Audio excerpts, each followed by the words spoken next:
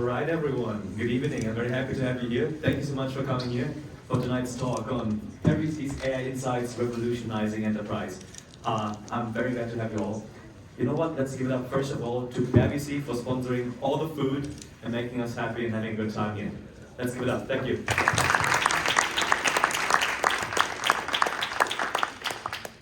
So before we dive right into the topic, I quickly wanted to introduce the club and all the people that are running around in these funny-looking black sweatshirts here. So we are AI entrepreneurs at Berkeley.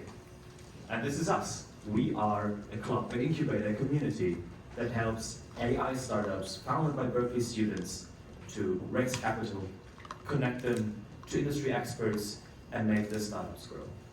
As of right now, just so you can see some metrics, we have 12 startups that we're incubating, nine fantastic VC partners, with Pear VC being an incredible valuable asset to us, and 25 advisors of the industry. So if you're interested in starting your own company, your own AI startup, or maybe already doing something here, get in touch with us. We are taking applications for next semester, very soon after the summer break. And we're also hosting our demo day that Drew is going to tell you a bit more about. Short version is, if you're interested in AI startups, make sure to sign up soon, because we're only going to have about 50, 60 spots, so we won't be able to take in everyone.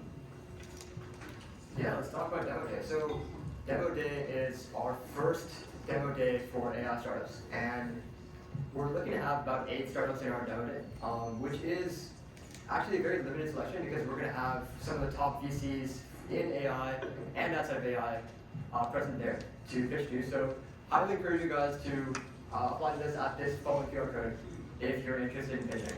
And you'll have the chance to network with VCs, there's going to be free food, and there's going to be an amazing scenic location with in Berkeley with skyscrapers with an amazing sunset view. So it's going to be a lot of fun. So so definitely take a second to scan the QR code and apply if you're interested. Good time. Yeah. But yeah, meet all our startups. Perfect. And then I'd say, without further ado, we want to get close to the event. This is the agenda.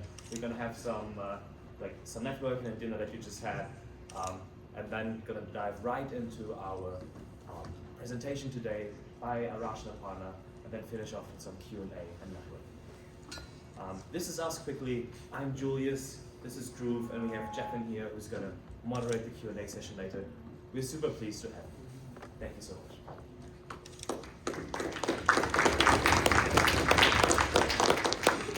Thanks for that. I think we want to make it as interactive as possible and want to make sure that some of your questions are answered. So throughout the Q&A throughout the event, you can use Slido to ask your questions. So ideally, you take a picture of this now, or save the code, so you can submit questions that we're going to answer. And now, I can finally say it again, without further ado, we'd like to present to you Pear VC's AI Insights, Revolutionizing Enterprise. And I want to introduce to you Aparna and Arash from Pear VC. Let's give it up one more time. They've both been incredibly helpful to the club, have come in to host a workshop for us to have been super supportive, and are going to hold a bit more of a technical talk and technical perspective on AI today. Something you wouldn't find on like a random YouTube video on ChatGPT, but something actually very, very profound and advanced. So I hope you enjoy. The stage is yours. Thank you.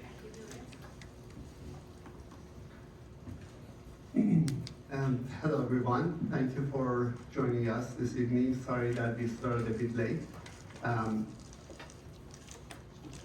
I actually need to get the clicker.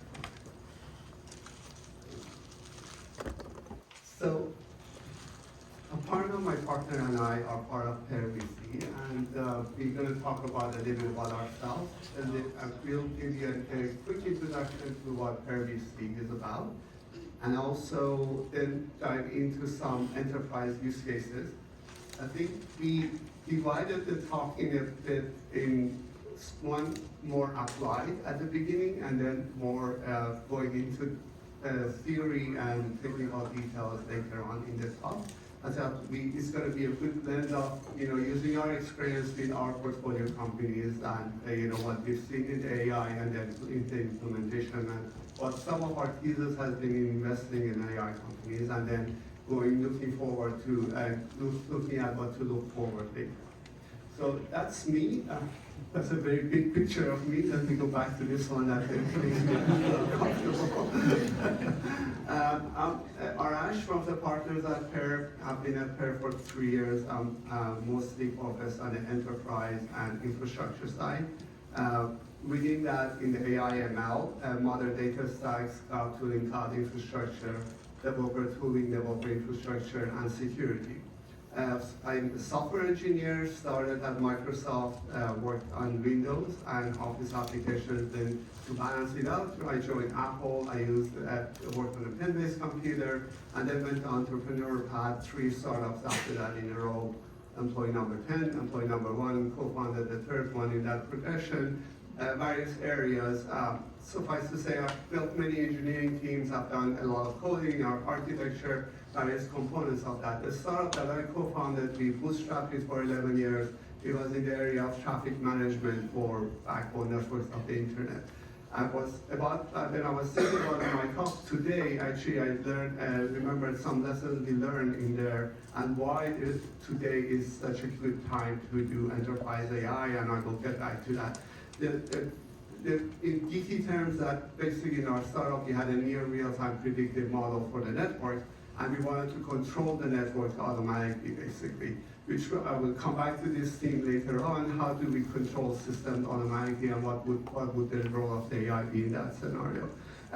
Cisco acquired our company at 80% market share. If you use internet during that time, there is a chance your traffic was going over one of the networks we were managing. All the large telcos, Apple, Google, Facebook, Microsoft, cable companies were managing that. And then I took a learning sabbatical, headed that effort at Cisco, then took a learning sabbatical at AI and ML, and then joined Pear. At Pear, our focus is on, as I mentioned, all those areas that I mentioned, and we've been investing in AI since 2020. Let's do a Pear introduction. We are a large team. Our team is actually larger than this now. We are about 25 people, but we haven't had a portrait of all of us just yet. Specifically, we have a core technical team that works on the areas that I mentioned to you. Mar, Addison, Udit, Pedram, Parna, and myself. We are part of the core team. All of us have been operators before, founders, and that's we work towards having the best affinity to our founders as they build from 0 to 1. So our focus is on pre-seed and seed. That's all we do. We want to get you from 0 to Series A. And our investments are from 250 to 2 million at pre-seed, 1.5 to 5 million at seed, and up to 10 million on follow-ons we do that. We have a platform that as founders, we created a platform for what we want to have as support for ourselves. And that goes from, it starts with finding product market fit.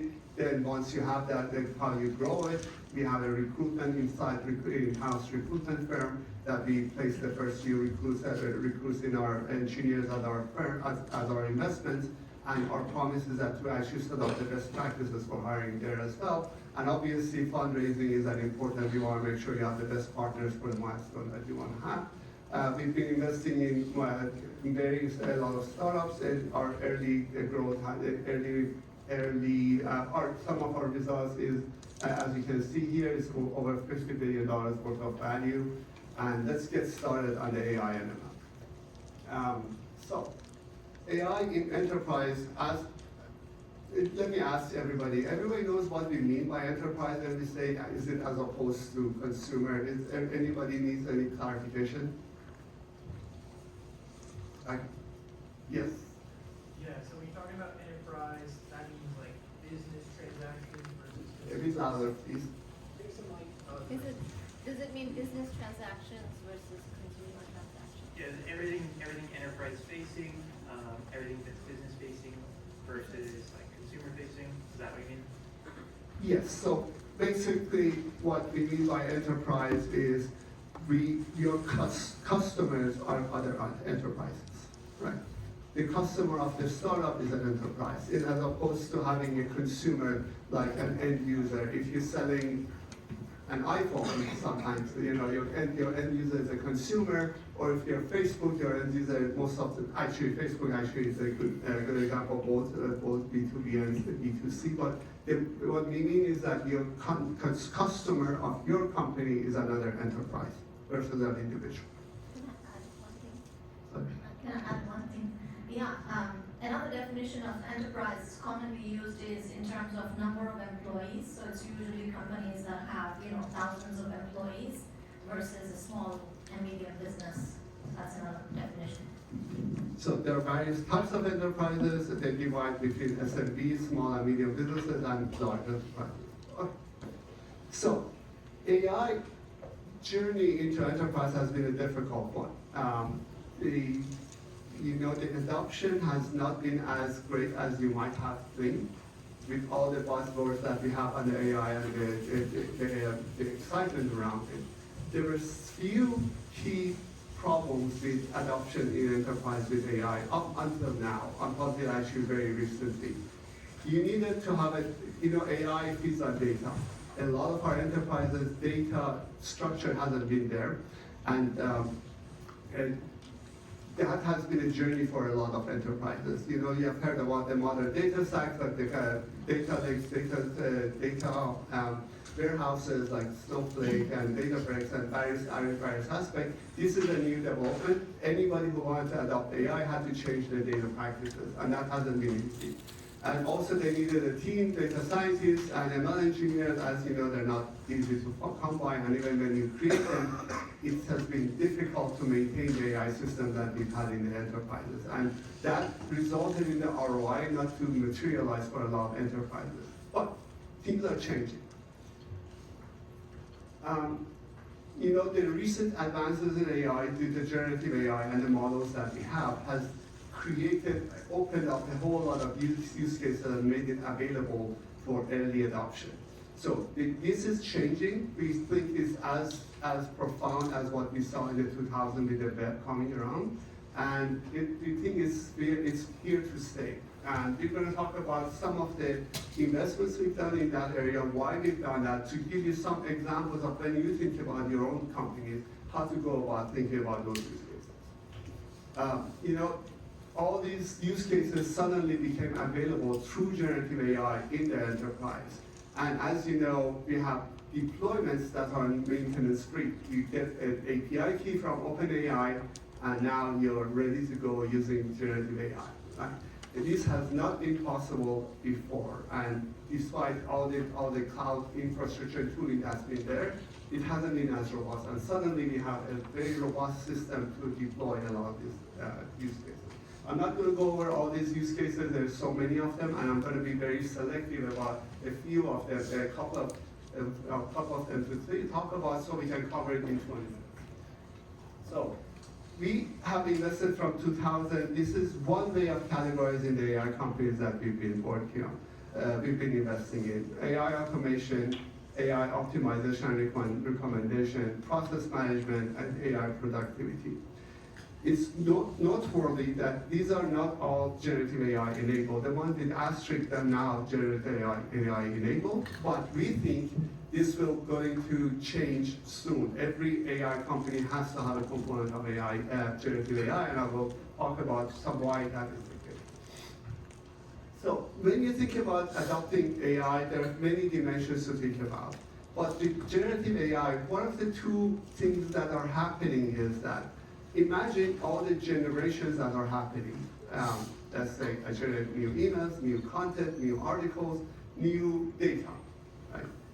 All of that is great, but the consumption of that on the other side is also very important. How do you consume all these things that are now exploding in generation? We need a synthesis of this information as well with a new generation of AI.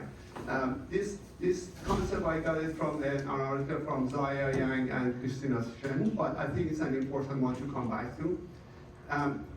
Also, when you talk about enterprise, you're usually optimizing on two dimensions. Either you're doing things faster, or you're doing them better quality. Right?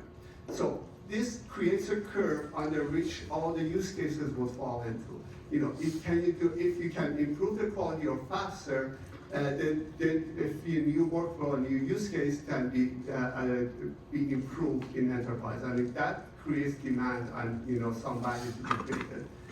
Currently, the generative AI is not as high quality as we want it to be. Everybody has probably heard of hallucinations. We are trying to understand these systems and have guardrails and systems around them to make the quality go higher, but it's still not there. In enterprise use cases, the quality is important, right? If, let's say, you're generating a contract through generative AI, that contract cannot have clauses that suddenly bankrupt your company, right? The quality components there, or if you're controlling a manufacturing plant, or if there are various elements of enterprise, or if you're doing payroll, you cannot just randomly have mistakes in that. So quality in enterprise is important. Because the quality is not there with generative AI, some of the use cases that are more prevalent right now and are more ripe for usage in enterprise, we call it the co-pilot usage. Co-pilot, by definition, means that you have an AI assistant that helps you either with the speed or quality of the work that you do, but at the end of the day, a human has to approve it, have to approve that the scenario that is there. So, if you look at a co-pilot scenario, how many people have heard of co-pilot here? Okay, majority. Basically, one of the most prevalent cases in Copilot started with coding, and with GitHub Copilot and OpenAI Copilot, meaning that you could describe, a coder could describe a piece of code that they want to write, and a Copilot would generate a piece of code that matches the description, and then the coder would verify that code and use it, right? So the usual case without the Copilot would have been the input, I want to generate a piece of code, me, the human, would write that piece of code, I would verify it in my editor, debugger, and whatever that is, and then generate the output and send it out. With Copilot, the workflow changes, right? The input comes in, Copilot generates the output for it, the very first set of output. Then there is a verification UI that the human operator looks at and says, this is acceptable to me, now this output. Why is this important? It's a very small thing to say, but it's very important in adoption of Copilot scenarios in enterprise, and that's what I wanted to talk about. This, if you look at it, the implication is an actually important implication. If you want to have Copilot scenarios adopted, the user interface for how the user interacts with it becomes an important component of adoption in the enterprise. Now, if you look at the Copilot itself, there have been many failed attempts until the Microsoft and the GitHub team actually managed to create an interface that developers were using. In our case, I wanted to talk about one of the use cases in our portfolio, a company called Federato. They are a risk-off company. They actually started doing AI way before, in around 2000. Their idea was that insurance companies right now cannot take into account the risk that they're taking at every underwriting operation that they take. For example, at the end of the year, all these insurance companies will review their portfolio and they say, we are exposed to earthquake too much or to fire too much. But during the year, they had no, they would keep accepting the they would underwrite various insurance components without taking it into real time into account. So they wanted to deploy this AI into the insurance companies. It makes a lot of sense. You have to take into account every underwriting that you do at the time of the underwriting. But this AI was not being, insurance companies don't adopt AI like that. So what was the unlock here? They figured out the user interface for underwriting was an outdated user interface. They created a user interface that allowed the human operator having a co-pilot interaction with the users, and that allowed the AI to be adopted into the enterprise. So the reason I mentioned this is that in the co-pilot scenarios, how the workflow is designed and the human operator can interact with the operation, with the workflow is going to be a key component. don't be just fooled by your AI, it's just that great. In enterprise, you need to figure out all those use cases, understand your users, and create that AI. So another workflow I want to talk about, and that's going back to the networking side, is that let me ask you, how many people have heard about AutoGPT? Right.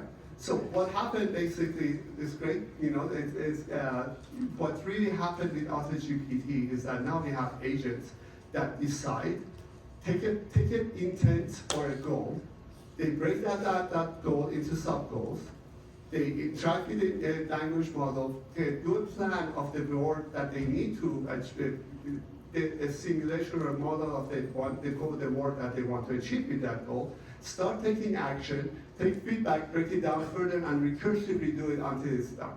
Right? This is a profound change here. What we couldn't have, let me take you back to an example of my time at the networking world.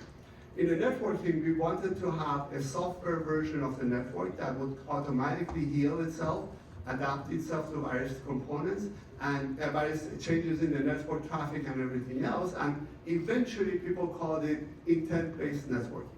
What it meant is that I don't want to know about the underlying systems that are there. Underlying system, let's say various tools in the network should advertise their capability, and if I want to create a connection from Spain to Netherlands, with this SLA and these capabilities, I just describe my intent to the system, and the system would create that using the tools that have advertised their capabilities to the system. The problem with that for the system is that it's extremely difficult to implement. It's a very rigid system. The reason it's rigid is that for the system underlying components to advertise their capabilities, you need the tools that are available to software engineers to define an API, right? And that API has its own data structure. It's a very strict interface to the system.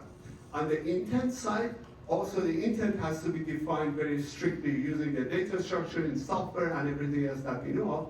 The matching these two became very difficult, and those systems have been in development for 20 years. Now, in an intent-based system, you are not describing the steps to the goal that has to be achieved. You're describing the goal that you want to be achieved. And the system decides the steps and the tools to use for it. Right. That is a key important distinction here for enterprise use cases. Up until now, what we've had is the humans interpreting these intentions for us.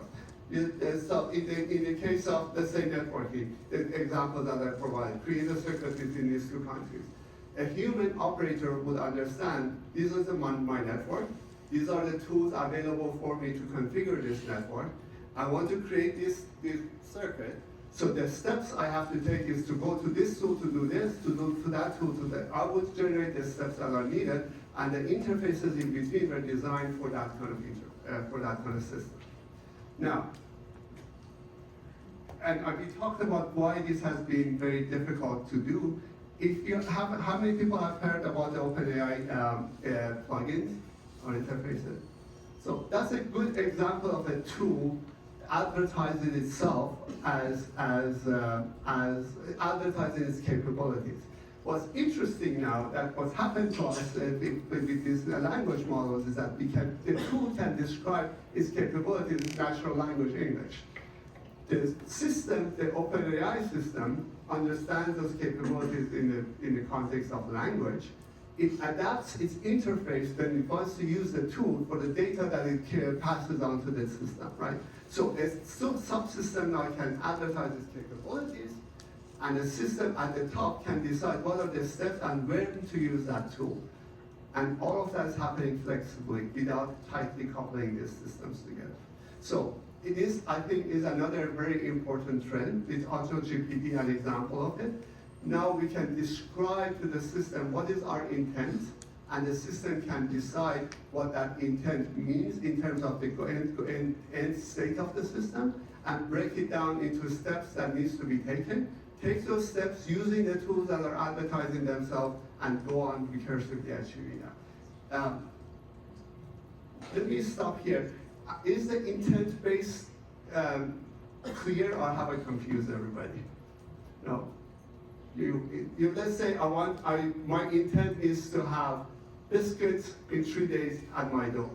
I identify this to the system, to the agent of AutoGPT. It figures out who has the biscuit, how to order it, which delivery system to use for it to be there in 3 days, right? This is the intent base versus somebody deciding all this stuff for you.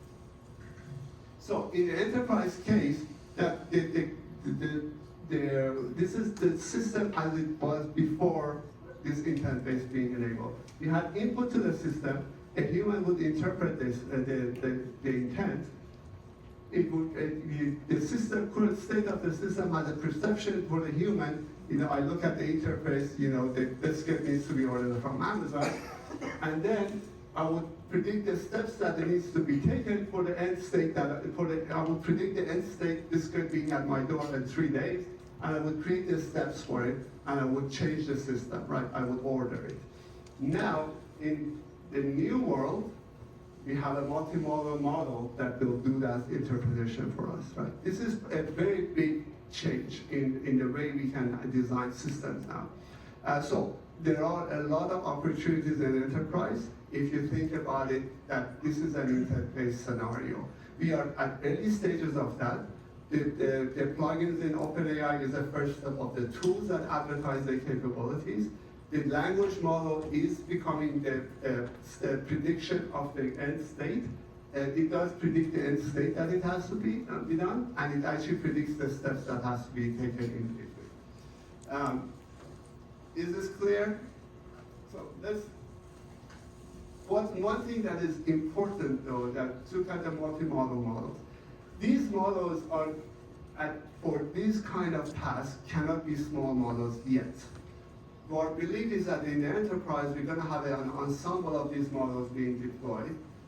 And based on various studies right now, we call this emergent abilities. This ability of the models to be able to do tasks that they haven't seen before, they call it emergent.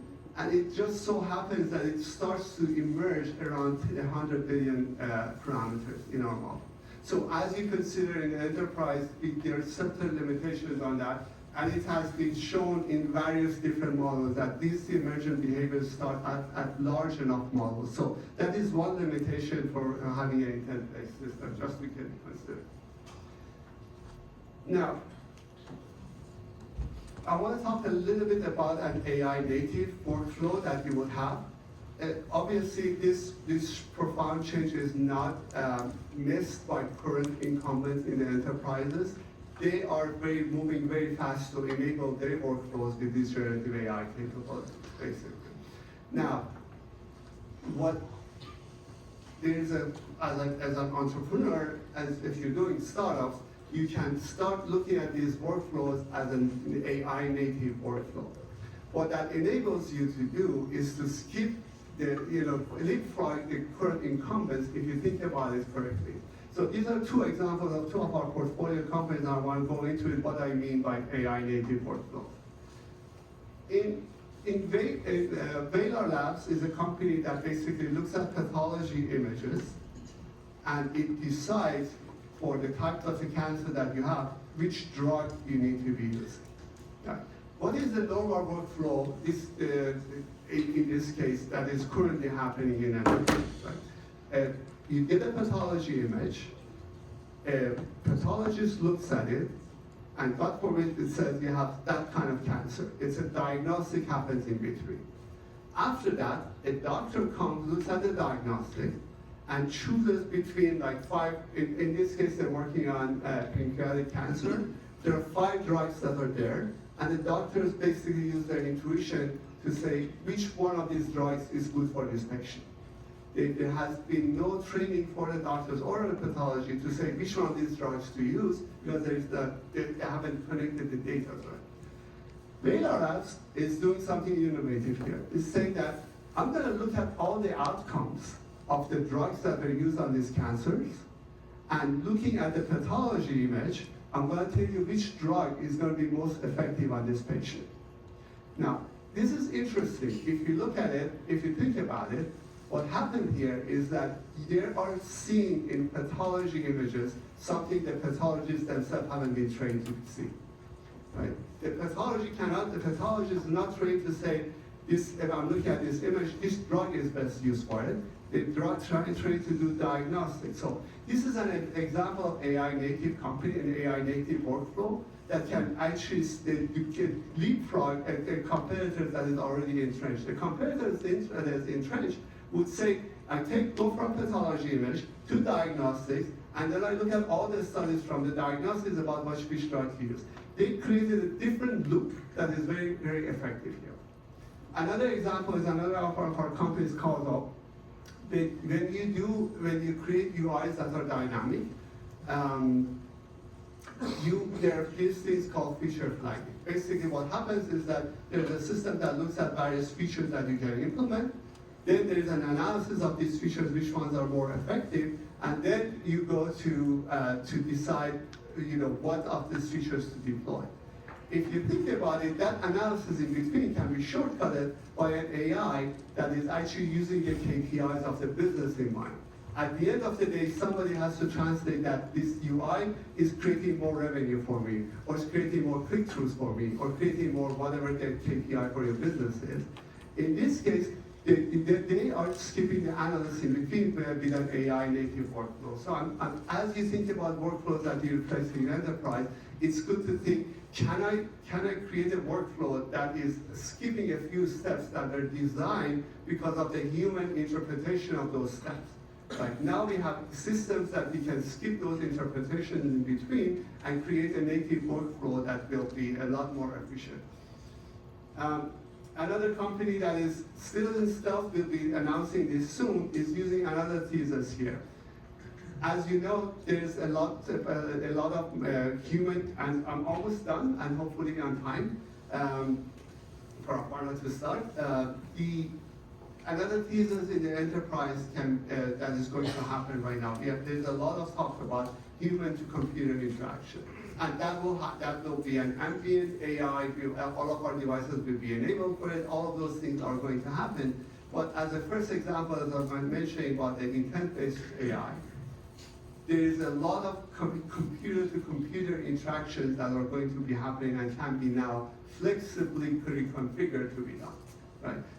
This company of ours is working on that, basically is learning from the human interactions with the software. Remember, we have designed our software to take those steps in between, and is learning from those steps what systems have to be communicating with each other to automate all of that path. So it can now discover the processes within your enterprise based on the human interactions, automate those things with one-shot learning, which is going to be, a game changer in the automation in the enterprises, because most of them are fragile at this point.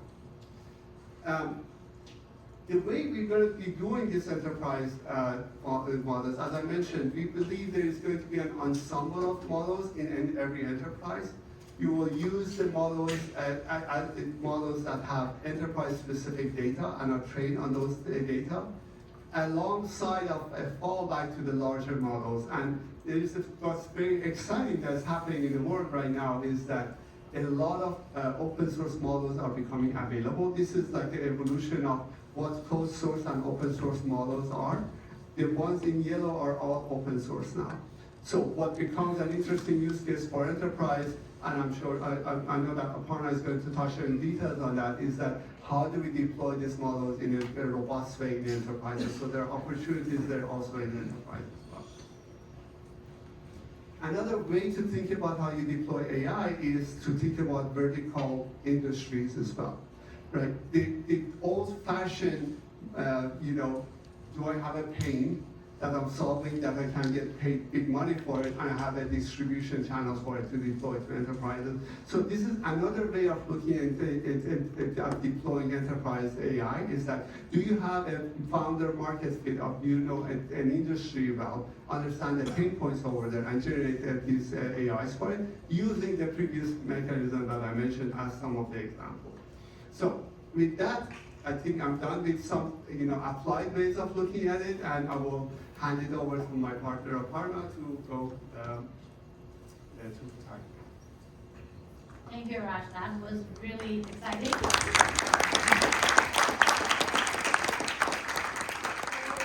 We'll be back, Raj will be back for a Q&A as well. What I wanted to do was to zoom out a little bit, look at a little bit of the history of generative AI and also the range of opportunities in generative AI, and then from that come to, how can you build a company that would cater to an enterprise market using generative AI technologies. So just my background and introduction, since we skipped it at the beginning, I'm a visiting partner. I just joined Pear VC in November from Google. And I was at Google, I see some Googlers in the room as well. I was at Google for the last 10 years. I worked most recently in the developer products division. I led that group, and we had a portfolio of products in the developer products group in Google Cloud. Some of them were open source projects like the Go programming language and many tools associated with Kubernetes, and many of the rest were revenue generating services in Google Cloud. One of the things I was working on most recently was automating the developer flow and improving developer productivity and developer security using machine learning. This is something, of course, that has been implemented on GitHub and has been very popular. Prior to that role, I was an early product person on the Kubernetes open source project, and then later on grew that team, and we built that project into a product as well, and monetized that open source product into the top third highest revenue generating product within Google Cloud, so over $1 billion in ARR. So some of the things that I advise entrepreneurs on is how to work with open source, how to monetize open source, as well as, of course, developer productivity and cloud native technologies. Prior to that work, I was on the Android platform team, and I've also worked on a machine learning enabled CRM system within Google. So that might be the system that you interact with if you ever trouble with your Chromebook or your Android phone. And then I've worked in enterprise software for many, many years, before Google, as well as, of course, at cloud. Most of our customers, I think Kubernetes now has roughly, by some estimates, 90% penetration into the enterprise, so a lot of customers. And it also forms a basis for machine learning on cloud, because we run a lot of your workflows in that orchestration environment, not just in Google Cloud, but in any cloud, and it's something that translates well across clouds. So we'll talk a little bit about that, kind of how do you deploy an enterprise model into a cloud infrastructure, and what are the guarantees that you get from that. Okay, and then just from an educational perspective, I did my undergrad, master's, and PhD in electrical engineering at Stanford, but also have an affiliation to Berkeley through my husband, who did his PhD here in Soda Hall. Okay, so just stepping back, endowing machines with generative capabilities has been a dream for a long time, and of course, machine learning started back in the 1950s, and you can see some of that. But I think what's interesting about this look back is just to kind of understand what are the major drivers of generative AI, and how did it happen? And one of the major drivers of generative AI is actually the availability of cloud computing, this sort of on-demand computing that can flex up and down with the needs of your application. And of course, Kubernetes is a big part of that. The second big enabler is the availability of GPUs on this cloud, and of course the ongoing optimization of GPU efficiency and the ability to run these models on GPUs. So those are the two takeaways that I would want from this slide. Of course, you can see that AI has increasingly won more games, against humans, and we've had digital assistants, we've had many different things over the years. It's been a great progression. But this is actually a breakthrough moment. And the reason this is a breakthrough moment is because aside from these technologies, in 2017 there was the invention of or creation of the transformer neural network. And hopefully everyone knows something about the transformer neural network, because this is a technology that underpins all of the generative AI capabilities that we are seeing now. And so I think it's important to understand kind of what this is, especially as you build an AI-enabled product for the enterprise, because a lot of these things need to be explained. Well, how is this generation happening? So this is the basic model, encoder and decoder, and then of course, GPT is using essentially the decoder part of it. But there's another angle to this, and I don't know how many of you are EEs in the room. The other angle to this is how do you do this operation in an efficient way, in a scalable way, in a cost-effective way, on that cloud platform. And there's been many research papers published on this.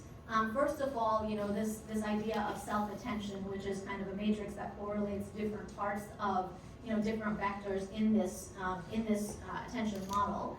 But then optimizing that matrix, to a lower rank matrix, and then running that optimally on GPUs. This is actually, there's so many different papers that have been published and so many different technologies that have gone into it. I just point out two of them, flash attention and then this low rank adaptation. I'm not actually going to go into the details of those, but they're essentially optimizing how much memory is being used in these large training transactions. And this is still something that is ongoing. One of the things that it enables you to do is to train larger models. Another thing that it enables, and maybe do that faster and more cheaply. Another thing that it enables you to do is to have larger context lengths. So for example, flash attention enables you to have larger context lengths. And the reason I mention that is because as we look forward, we expect this to get better. And so you've got to keep that in mind, that these foundation models are actually changing. And so as you build your business, you have to plan for that. So that's the basic piece, but really what caused the breakthrough is being able to train models on a very large corpus. And this is like an example of the canonical corpus that's used for text and language training. And it has things like, academic papers and, things from the internet, has math, all the code that you'll find in the, kind of GitHub and public repositories, and then books and movies and texts. And this is what has led to the sort of emergent capabilities of large language models, is being trained on all of this large corpus, this general purpose corpus, in fact.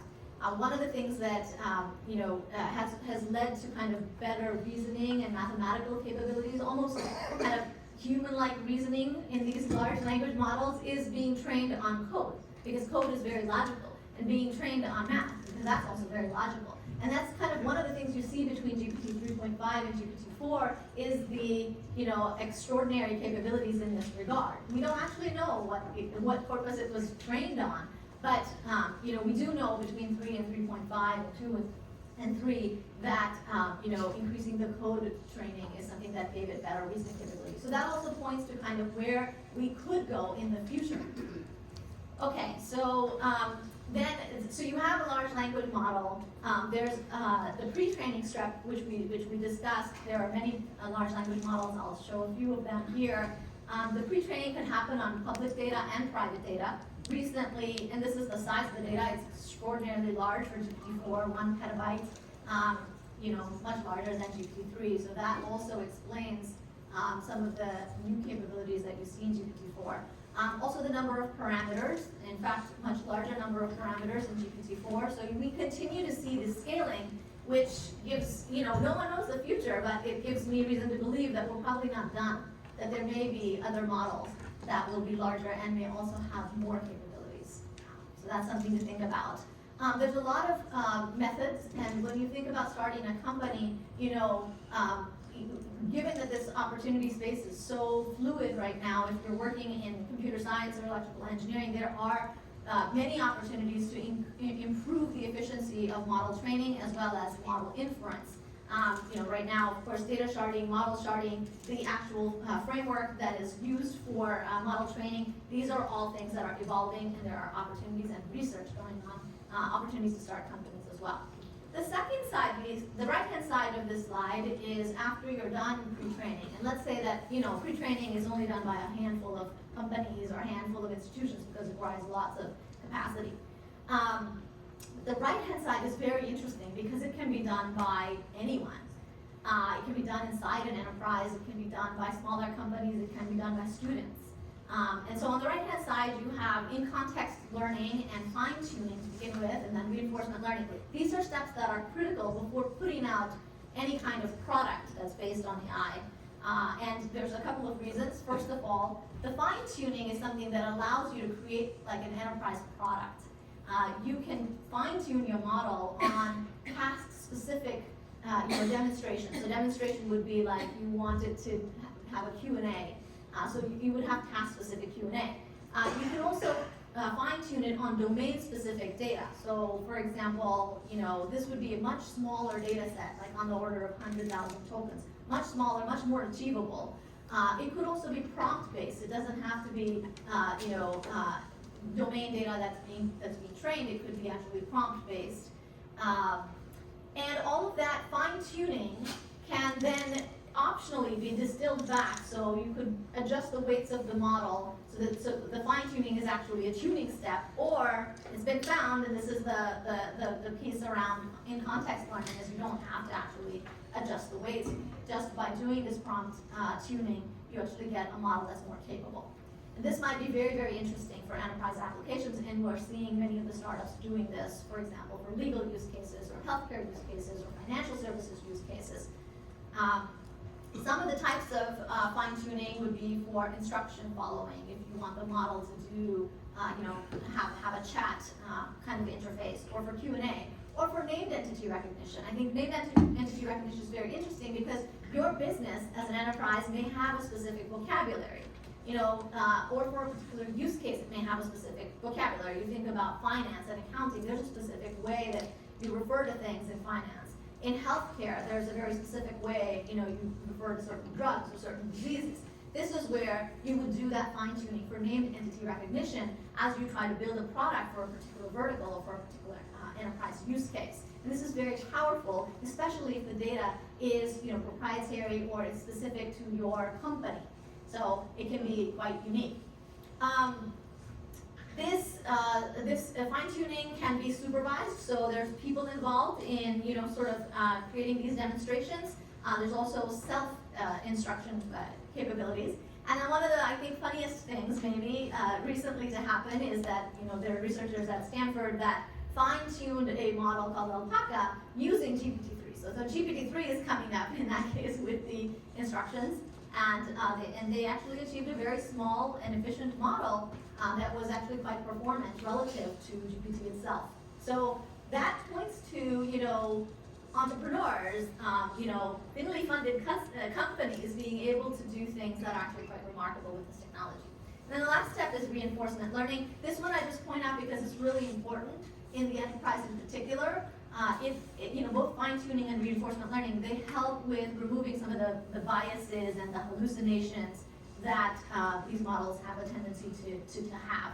And so that's done by training a reward model and then adding that reward model to the end. This is at least how OpenAI has done it, but also there are other new techniques emerging, for example, from Anthropic and others, to use AI for that feedback instead of humans for that feedback. This can be a very intensive step. Okay. So looking at kind of, there's a lot of, if you go to Hugging Face, there's like an infinite number of models. There's so many models, and just even like figuring out which model is the best model is actually quite difficult. So when you're ready to start your company, there's a lot of research to be done. But I wanted to break them down into 3 categories. First is this is the thing that gets talked about the most, which is the language models, right? The text-based models. And you can see here the progression, of course.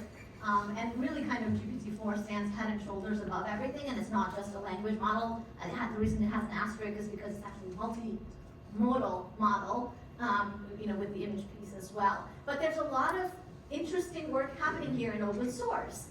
So the Llama model, open source but not commercial license, and then Alpaca, which is actually getting started again. And just today, Stability introduced the stable language model, which is open source and competitive with something like GPT, and then Dolly, also trained similarly to Alpaca. So if you are starting a company in this area, these are some of the pre-trained models that you would then fine-tune on, and you're starting to see in the open source some very, very capable models being available. So that I think all of this to say that I don't think there'll be a winner-takes-all scenario here. I think there will be many players. The second category is the image, and this isn't just image, but it's also vision. And of course, hopefully everyone has experienced, Stable Diffusion and Dolly, and many companies that have been created on top of that. This is quite an interesting space. I think the applications are yet to be seen, but there are several consumer applications on the enterprise side, we are still exploring. Some of the interesting things that have come out recently is this segment anything model, which is also fully open source from Facebook, Meta, and that has created quite a few potential applications. I think one of the things that's interesting about the SAM model is that it's actually about vision and recognition, and so you can imagine beyond just understanding images, this is and generating images. This is something that could lead to advances in robotics in the future, where robots can see what's around them and identify it with text and then use a chatbot and communicate about it. So this could be again like a big change in the future. And then the third one is speech. Speech actually is quite old, and text-to-speech and speech generation. This is, since 2016, 2019, so this is actually not new. But what's happening with Whisper and Wally, the most recent versions, is that you can take a small snippet, a couple of seconds of somebody's voice, and you can then, get a model that could speak like that person. And the fidelity of that voice is getting much better. And like the ability to laugh and cough and cry and human emotion is also appearing in these models, and some of these models will be available as foundation models. So you can imagine so many different applications.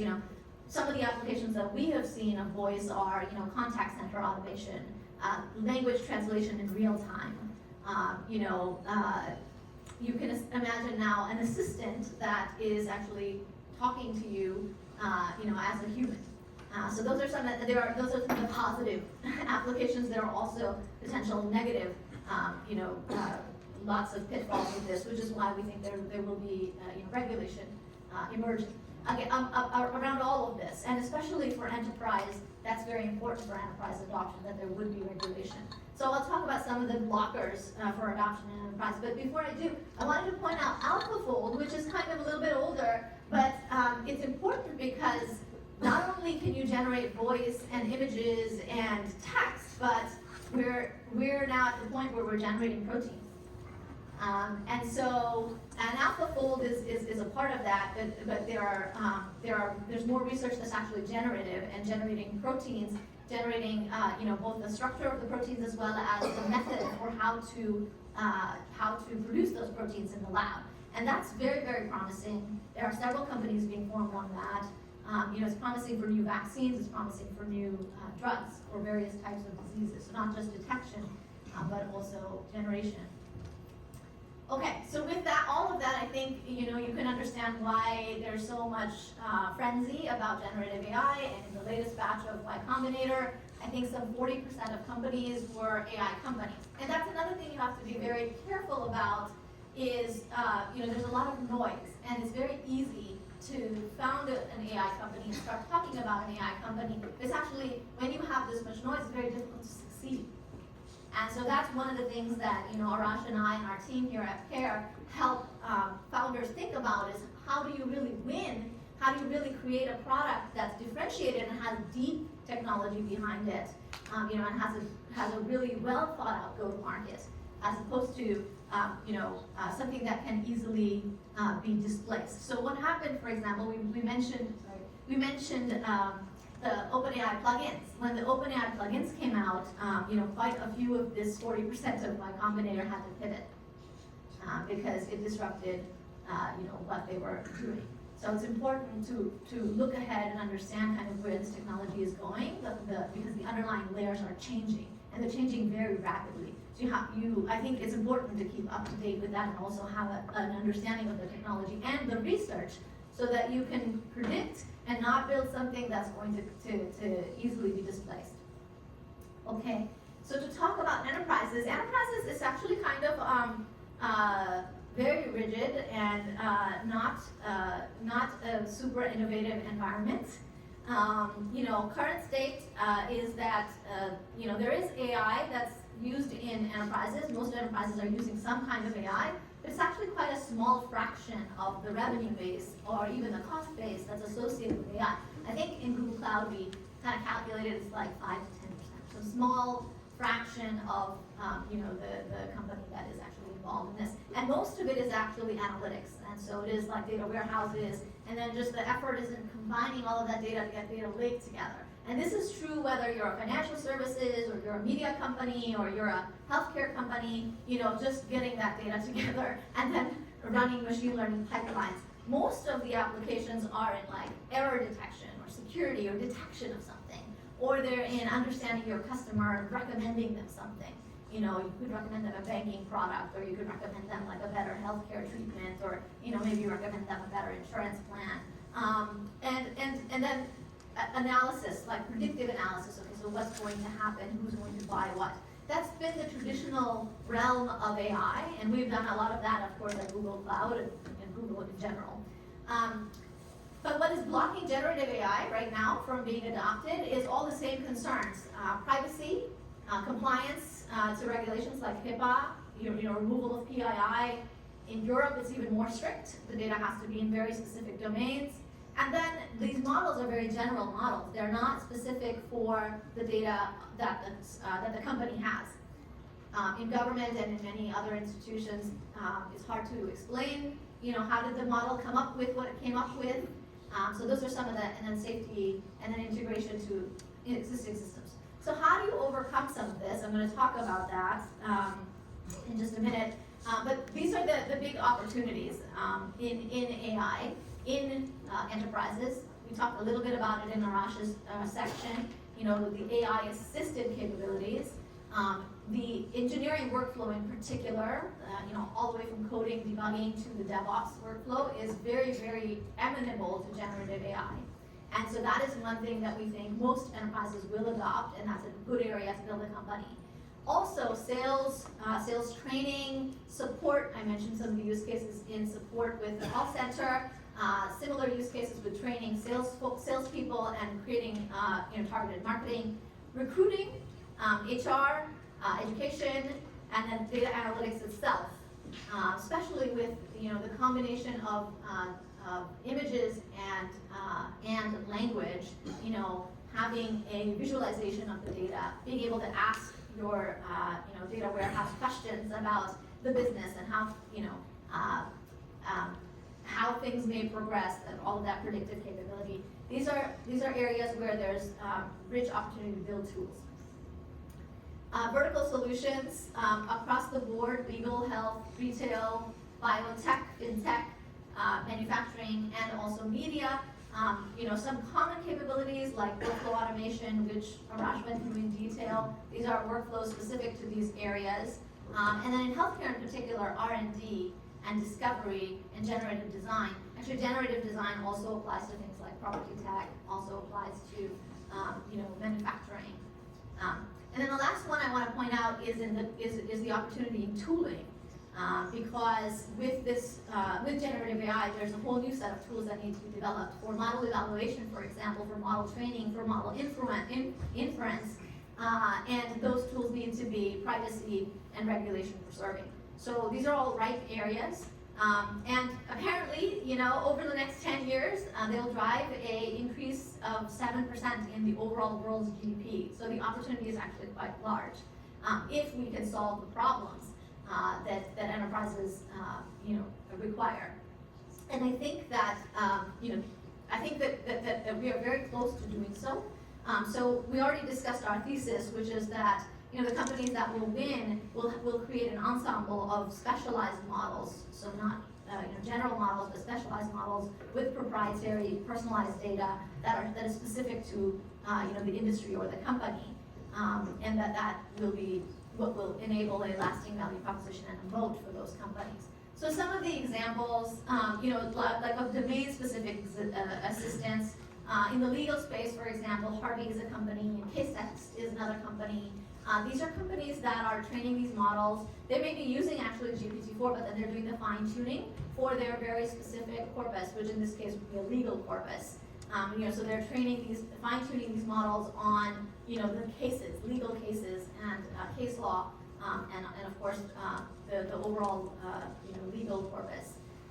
And they're not doing pure sort of chatbot solutions. They're using retrieval systems. And so the retrieval systems are enterprise databases and enterprise APIs that have that proprietary data. And then how is all of this hosted? This is hosted inside virtual private cloud by a customer.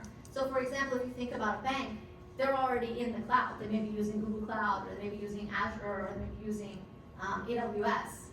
And these models are available most of them are available as a container, like a Kubernetes container.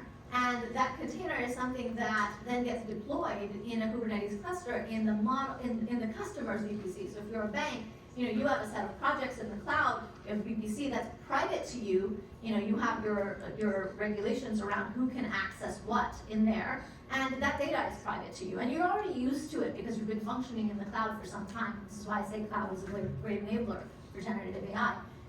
These enterprise customers have been working in the cloud for some time. They have already, those VPCs have HIPAA compliance. They have that, PCI compliance in case of retailers.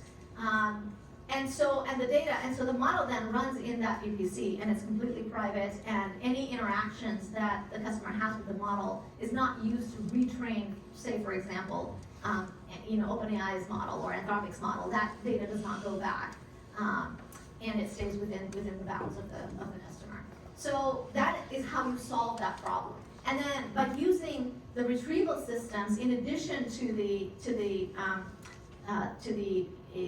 language, the conversation, by using the retrieval systems, you can have much better accuracy.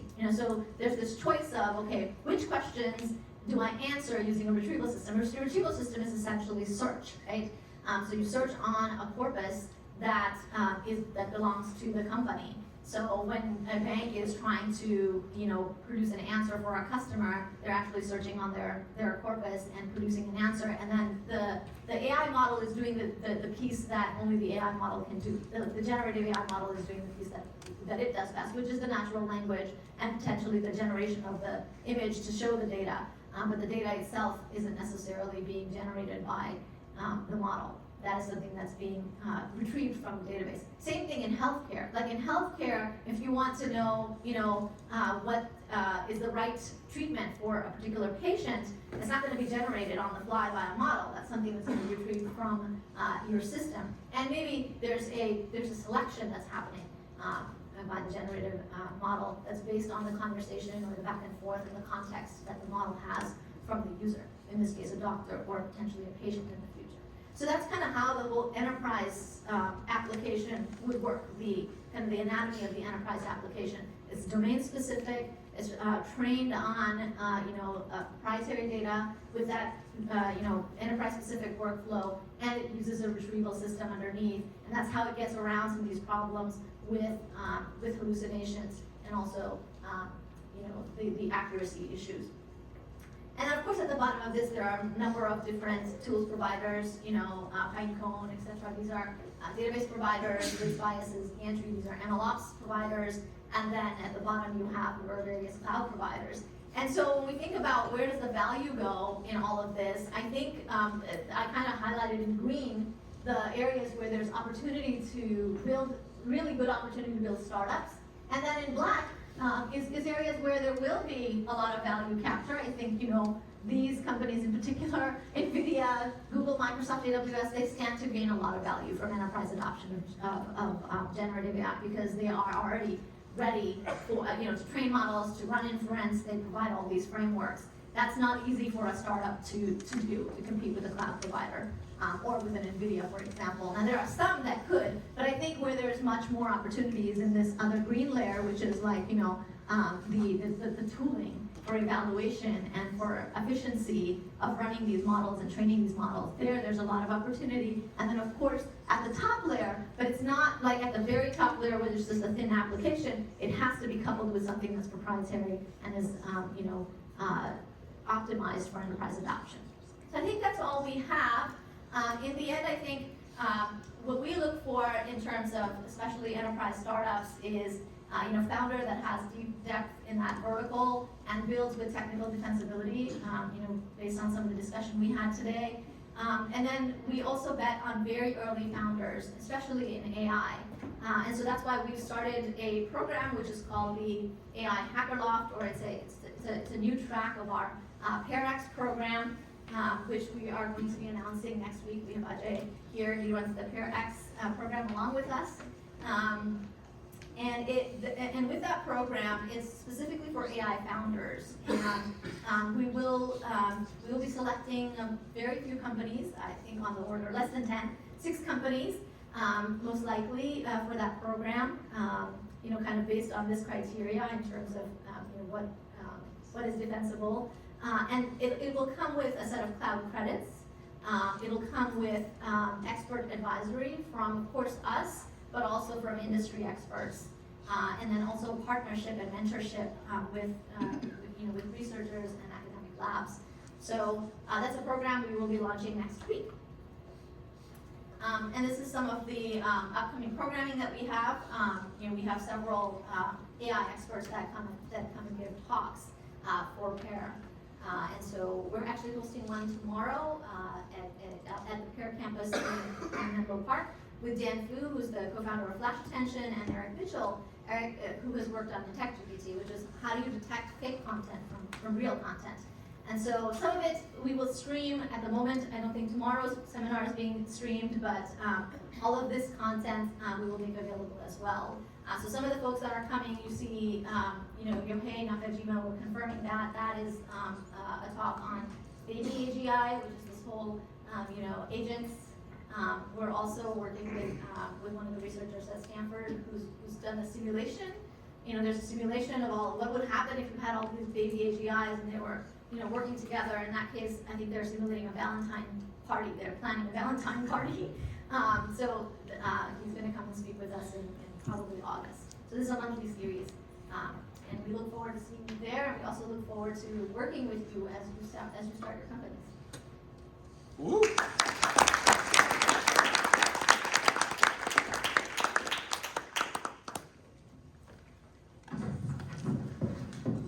I'm blown away. I was expecting some fantastic insights, but this depth and everything you've covered is fantastic. Thank you so much for that.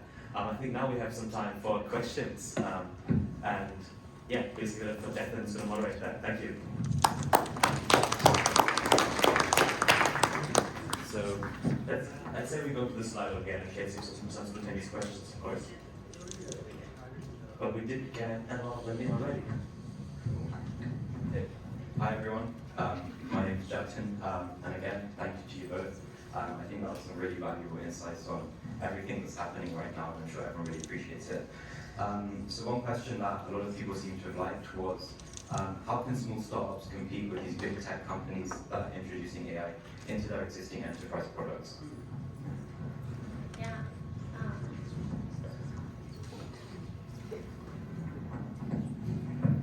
Yeah, so I tried to cover a little bit of that, of course, in the kind of the landscape, picking an area which isn't has a strong overlap with something that requires tons of scale, like building a cloud, or proprietary hardware from NVIDIA. And that's one aspect of it. I think the other piece is, when you are competing with a large startup, it is actually possible, with a large company, it is possible to compete with a large company. Many times, a large company has what's called an innovator's dilemma, which is that they have a specific way of doing things that has become a cash cow for them, and it is difficult for them to cannibalize that business. So one area where this is true is, for example, with assistants. Assistants, there are 3 assistants. There's Alexa, there's Google Assistant, and there's Siri. Those assistants have a particular way of working, which is sort of pre-generative AI. It's not really, there's a kind of a specified workflow. And I think what is happening now with AutoGPT is that workflow is being replaced by these small agents that are all LLM based. And so that creates an opportunity for disruption. And there is an opportunity there for many startups actually to come in and disrupt that and create agents or conversational agents or assistants for specific solutions, for specific problems. And that is something that you can actually, even though there is a large enterprise that has that product, you can disrupt that because they have kind of an entrenched base and it's difficult for them to move. The other thing that's required is to move quickly as a startup. Everything Aparna said, and also And in the enterprise, when you want to enter, you need to really understand the enterprise use cases. There is no replacement for that, so don't go after low-hanging fruit.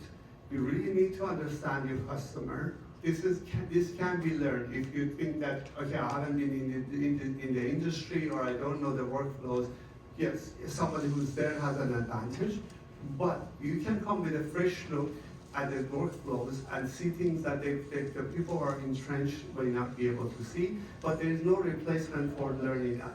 The good news is that you can learn that fast. We call it customer development in our side, finding the need that somebody has. Don't be a bunch of hammers looking for nails.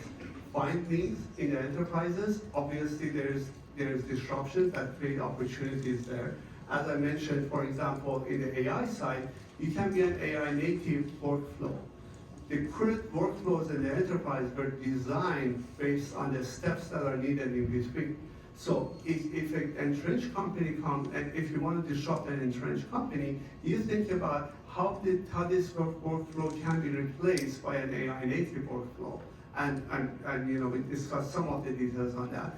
In addition to everything Aparna said, I would encourage you to understand the workflows in the enterprises. There's a lot of opportunities. Moving fast is important as well. But the more important, as well as understanding your customer in the enterprise. Imagine yourself selling a solution to an enterprise. You want to be a trusted advisor to them to say, I'm going to take you to the next level. If you don't adopt my solution, you're going to be disrupted. For that to be able to happen, you need to understand their business. Cool. Thank you so much. Super valuable again. Another question that I think people are curious to hear an answer to is, what are your predictions on how this landscape, the enterprise landscape, is going to look, say 5 to 10 years down the line? Taking forward this bubble that we're in right now, what kind of vision do you see for this in the next 5 to 10 years? Enterprise landscape is going to be interesting, right? You're just at the beginning of the disruption. Somebody, I forgot who said that a few years ago. There was this email going around in Silicon Valley about hiring. It was said the ideal enterprise is a computer connected to internet. That's it, right? Just input and output.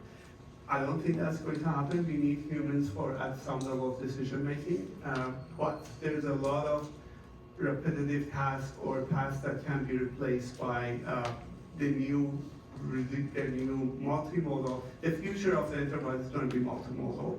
We're going to have various inputs to that. The AI is going to be ambient everywhere. It's not only on your iPhone, it's going to be in every device that you talk to. And there's going to be multiple levels of these models. That doesn't make sense to run a large language model on a small device, but that small device has to have enough smarts to be able to wake up the right models at the same time. So this reimagination of the workflows, owning them, is going to be very important in enterprise, and there's a lot of opportunities for disruption. I think one thing is that new enterprises will be created. New businesses, new large businesses will be created that didn't exist before that are more AI native. I think, in the area of robotics, there will be new companies that will be formed. Also in the area of healthcare, generative healthcare, and in the area of climate. These are areas where there will be new companies, new enterprises that will come up in the coming 5 to 10 years. There will be a lot of job changes, or I think Goldman Sachs predicts that some 60% of jobs, can be replaced over time with AI. That's existing jobs, so that is something that we expect to happen in terms of productivity. And I also expect there will be new industries and new companies that will be formed. Yeah, amazing.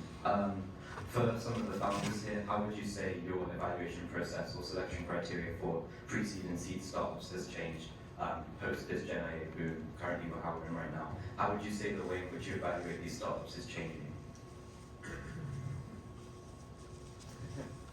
I can start. The question is on how the evaluation is changing based on the new changes. Every VC is different. For us at Pear, we've been trying to stay disciplined about it. staying disciplined means that, if you're picking a low-hanging fruit, and that you can imagine, you need, as a partner mentioned, you need to understand what's happening in the AI world. You also need to understand the pain points that you're addressing, and also imagining that people at OpenAI are also thinking about the same problem. Right? Which one of them are going to be adopted by them? Which one of them are actually right for startups to choose? A good way to go, so the way we look at our investment is the same as always. At the pre-seed level, the first and most important for us is the founders themselves. Then the market, then the technology, because we're going to be, that's going to change the solution based on your customer development. At the seed level, we look for some version of customer love, right? The solution that you develop through your pre-seed, when you get to seed, do you have any evidence that somebody has that pain, that loves your solution? It doesn't have to be scaled, but some level of love, right? And then can we take that and scale it further, basically? I think one thing I would add is on the companies that are already in our portfolio, or companies that we're working with, if they're not already using generative AI, one of the things that we're doing is we're looking at how can you use generative AI and does it make sense in your product. And many of our companies are pivoting or starting to use that. It's natural because there's a new technology now in the market, so obviously it's something to evaluate. I think the second way that we've changed is, in AI, especially in generative AI, there's a lot more technical founders than there are business founders. That's what we're finding. There's not that many product people, there's not that much business proof, there's not that much money that has been made. So the business side is actually quite elusive, and so we try to partner with more technical founders and provide the business insight. And that's kind of why we're doing this talk about enterprise today, is because we know that there's a business there.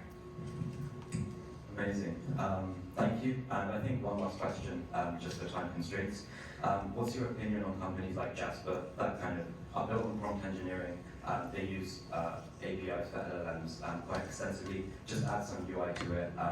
Obviously, Jasper has a really big presence right now in the enterprise space as well. What's your opinion on those companies? What kind of defensibility do you think they have? How can they maintain that defensibility? Great to hear your thoughts on that. So I don't, underestimate, a startup that has drive and has some, customer and market adoption and has funding. So I think Jasper has all of those. I do think that it is necessary to pivot, as is normal in most circumstances, but especially when you're in this kind of market, which is like changing so much, and you've been using a foundation model that is itself evolved, and there's like an ecosystem of plugins that are now available, and you have sort of large companies like Google and Microsoft that are enabling these capabilities, generative capabilities in their marketing automation products or in their productivity suites. It's really important. I think it's evident that they do have to pivot, and make sure that they build a strong moat. And I don't claim to know kind of the details of how they're doing that, but I think that this kind of challenge is actually a good thing, for a company that's going to be a lasting company. So maybe what they'll do is they'll be very vertically focused. Maybe they'll find, an additional set of super innovative features that are difficult for others to build. We see every day startups that are building innovative capabilities. It usually stems from some market insight. Oh, okay, this market actually is going to go in this direction. They make a bet. And with Jasper, they have so many customers, especially in the marketing space. I think they have a head start. Even relative to Google or Microsoft, they have a head start in this area. So hopefully they'll provide an insight that they can then hold on to and build upon. And I completely agree that there's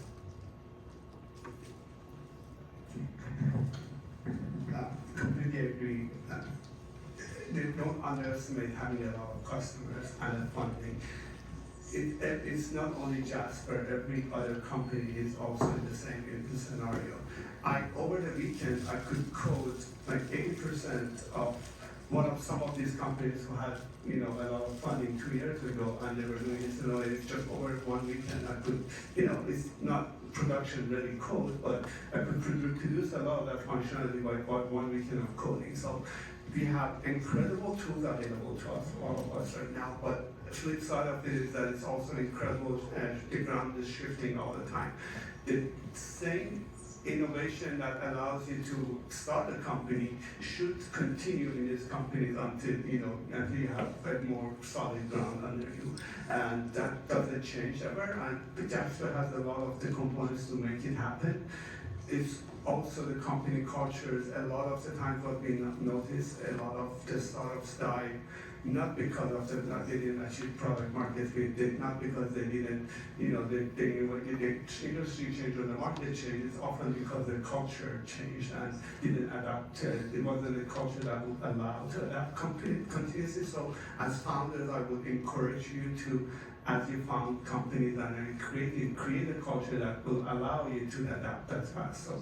Yes, if I can add, when you start your company, we really encourage you to look forward and plan for many, many years ahead. Think about something that's going to be difficult to do, and will be very difficult for people to replicate. Having looked by looking at the details of the technology today and the direction that it's going, and that's why we did this talk, and also really make sure that you're partnering, either with Pear or with a co-founder that is deep in the business side, and because that is also a differentiator and something that can ground you is having the relationships with the customer. All right, then thank you so much one more time. That was great having you two here. Yeah, you are not allowed to clap now. Thank you.